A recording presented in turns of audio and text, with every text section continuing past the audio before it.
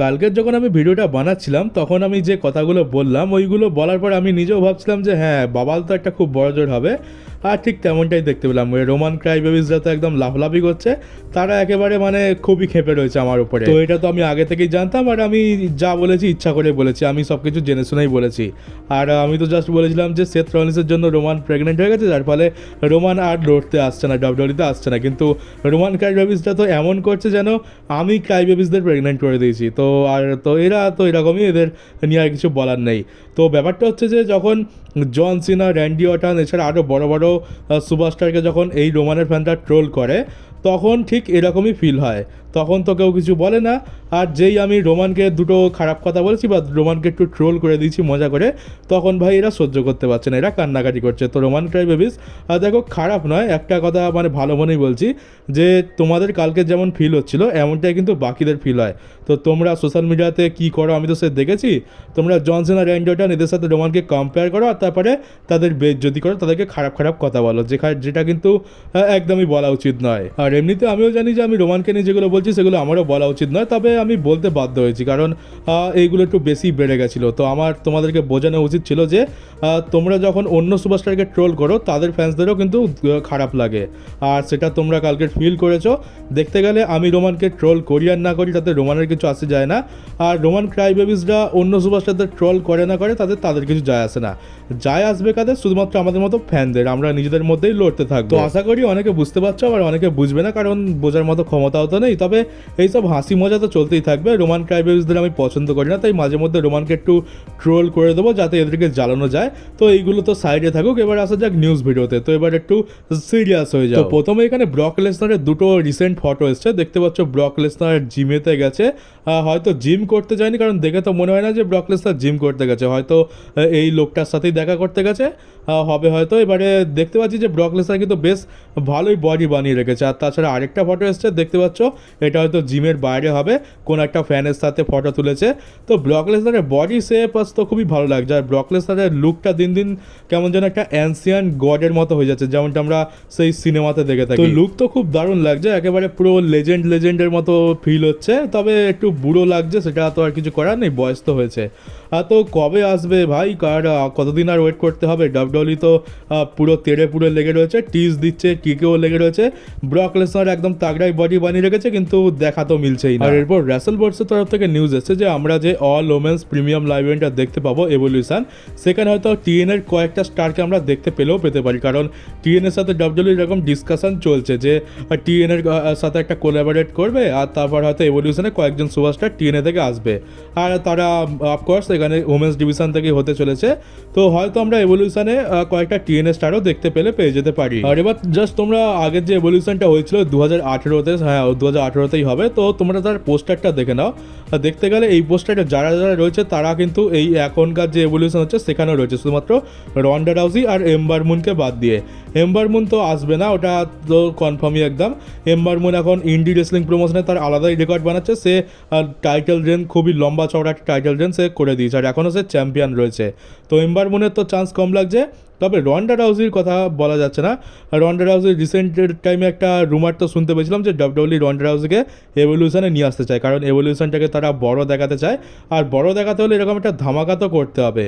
তো WW approach করছে Ronda রাউজিকে, কিন্তু রন্ডা রাউজি আসতে চাইছে না, এটা রন্ডা রাউজি নিজে বলেছে। কিন্তু অনেক সময় এরা মিথ্যে কথা বলে যাতে রিটার্নটা স্পয়েল না হয়ে যায়, তাই। তো শেষমেশ ডাব্লিউডব্লিউ তো অবশ্যই চাইবে যে রন্ডা রাউজি আসুক, আসে অ্যাপ্রোচ করেছে যখন নিশ্চয়ই কিছু একটা কথা তো হয়েছে। তো এখানে তোমরা মেবি এক্সপেক্ট করতে পারো, খুবই কম চান্স রয়েছে, আমার তো মনে হচ্ছে 90%-এর মধ্যে 10% চান্স রয়েছে যে রন্ডা রাউজি এখানে রিটার্ন করতে পারে। তো দেখা যাক এটা কী করে। আর টিকেও যেভাবে টাকার পেছনে পাগল হয়ে গেছে, এখানে যদি রন্ডা রাউজি রিটার্ন হয় এটা একটা বড় মোমেন্ট হবে, তো তাদের কাছে একটা টাকা কামানোর একটা নতুন রাস্তা খুলে যাবে।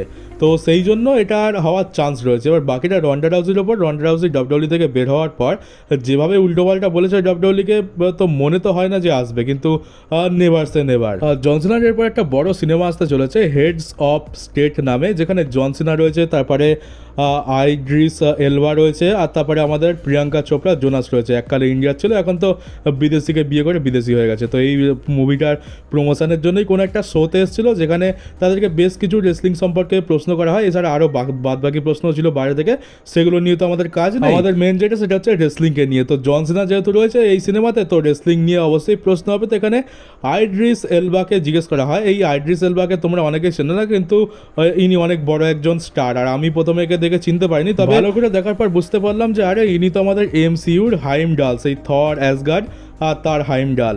তো এবার তো চিনতে পেরেছি। তো এনাকে জিজ্ঞেস করা হয় যে তার মতে রেসলিং জগতের মাউন্ট রাসমোরে কোন 4 জন রেসলার থাকা উচিত। তো ইনি বলে Hulk Hogan, Stone Cold Steve Austin, John Cena আর দ্য রক।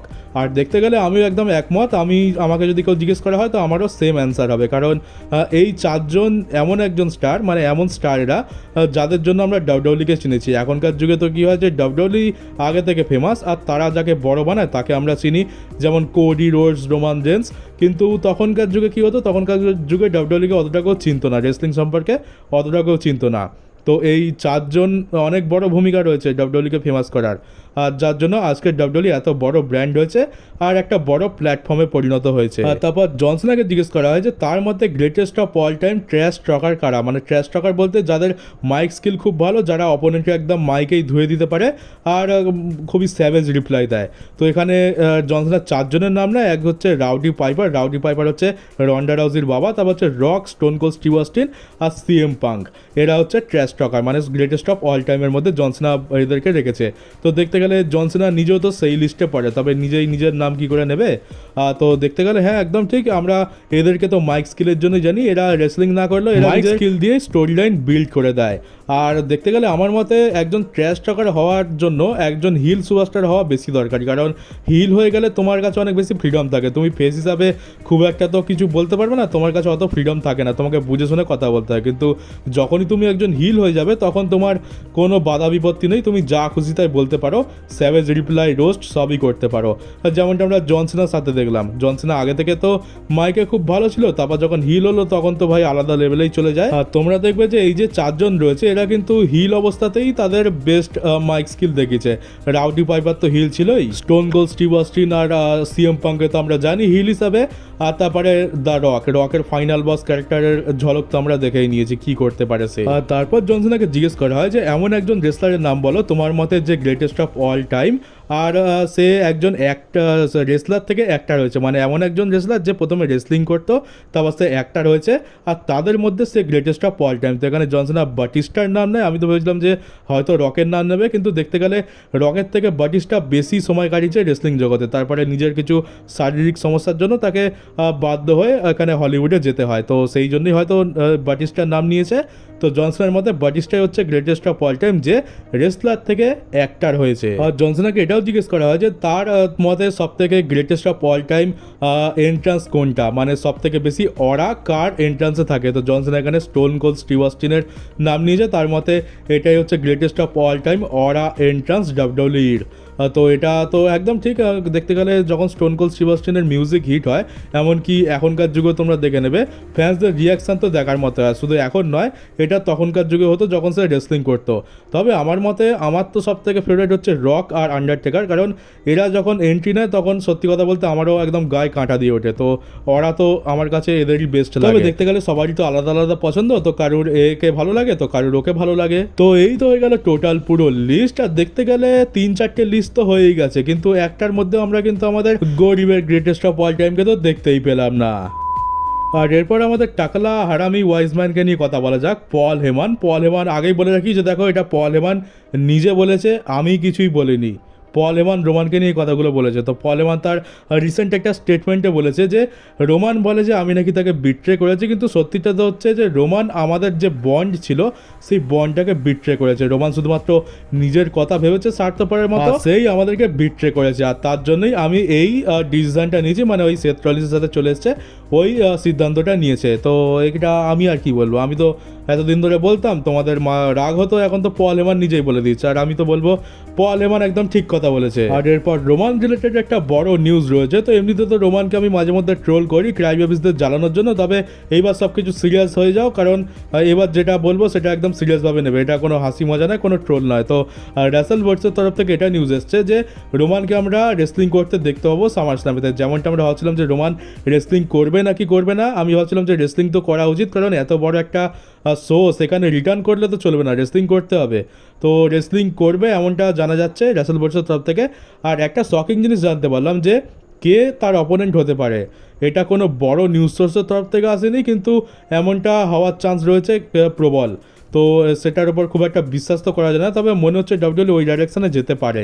তো সেটা হচ্ছে যে রোমান ভার্সেস ব্রন ব্রেকারের ম্যাচ আমরা সামার স্ল্যামেতে দেখতে পেতে চলেছি। এটা শুনে আমি শকড এই জন্য হলাম, কারণ ম্যাচ তো সেথ ভার্সেস রোমানের হওয়ার কথা ছিল, তাহলে হঠাৎ করে আমরা ব্রন ব্রেকারের ম্যাচ কেন দেখতে পাচ্ছি? তো এইটার পেছনে কারণ একটাই হতে পারে, সেটা হচ্ছে যে দেখো, একটা জিনিস তো জানি যে রোমানের কাছে বেশি টাইম নেই, আর ডাব্লিউডাব্লিউ যেরকম জুলুম শুরু করেছে, আমার তো মনে হয় না যে 2026-এর পর রোমান আবার কন্ট্রাক্ট সাইন করবে। ওই 2026-এই সে পুরোপুরিভাবে বিদায় নিয়ে নেবে, কারণ টিকে ওর হাল তো যখন তখন বিগড়ে যায়। তো এবারে সেই হিসাবে দেখতে গেলে রোমানের বেশি ম্যাচেসও বাকি নেই, আর খুব একটা তো সে অ্যাপিয়ারেন্সও করে না। তো ডাব্লিউডাব্লিউ পুরোপুরি এটাকে ইউজ করতে চাইছে। এবার যদি একটা ম্যাচ সামার স্ল্যামেতে হয়, তাহলে এর পরের ম্যাচটা আমরা আবার সেই ওয়ার গেমসে দেখতে পাবো। আর ওয়ার গেমসে তো কোনো সিঙ্গলস ম্যাচ হবে না, ওখানে 5 ভার্সেস 5 ম্যাচ হবে। তো ওইখানে তো কাউকে পুশ করা যাবে না। আর ডাব্লিউডাব্লিউ যদি সামার স্ল্যামেতে রোমান ভার্সেস সেথের ম্যাচটা করিয়ে দেয়, তাহলে কি হবে? এখানে বড় জোর রোমান জিতবে, সেথ জিতবে, তো ওতে তো খুব একটা কিছু যায় আসবে না, কারণ এদের মধ্যে ম্যাচ আমরা এর আগেও দেখেছি।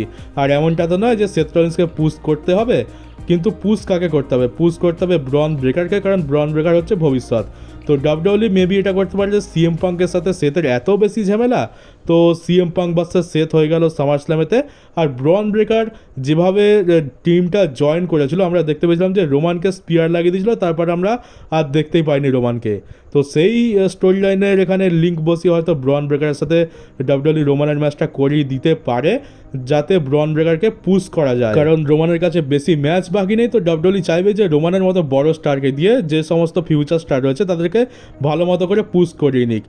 কোনো ম্যাচ ডাব্লিউডাব্লিউ ওয়েস্ট করতেই চায় না। ব্রন ব্রেকার রয়েছে, এরপরে আরও নতুন নতুন রেসলার রয়েছে, গান্থার রয়েছে, আমরা কত রকমের ড্রিম ম্যাচের নাম শুনেছি যারা ডাব্লিউডাব্লিউর ভবিষ্যৎ, তাদেরকে ডাব্লিউডাব্লিউ রোমানকে দিয়ে পুশ করাতে চায়। এটা আমরা অনেক দিন ধরে শুনছি। তো হয়তো শুরুটা এখান থেকেই হবে যে সামার স্ল্যামেতে ডাব্লিউডাব্লিউ ব্রন ব্রেকার ভার্সেস রোমানের ম্যাচ ফিক্স করে দেবে, আর তারপরে এখানে ব্রন ব্রেকারকে পুশ করা হবে, যেটা আপাতত আমার এখন মনে হচ্ছে। কারণ না হলে তো ডাব্লিউডাব্লিউ এখন ব্রন ব্রেকার ভার্সেস রোমানের ম্যাচটা সামার স্ল্যামেতে বুক করতো না, সেথ রলিন্সের চান্সটা বেশি লাগছিল। কিন্তু যেহেতু এইটা নিউজ পাচ্ছি, তো একটাই কারণ আমি দেখতে পাচ্ছি, আর এটাই হচ্ছে সেই কারণ। আর তোমাদেরকে আরেকটা জিনিস জানিয়ে দিই যে সামার স্ল্যামের পর রোমান আবার লম্বা ব্রেকে যাবে, কারণ রোমানের যে স্ট্রিট ফাইটার মুভিটা আসছে, সেটা শুটিং শুরু হচ্ছে সামার স্ল্যামের পর।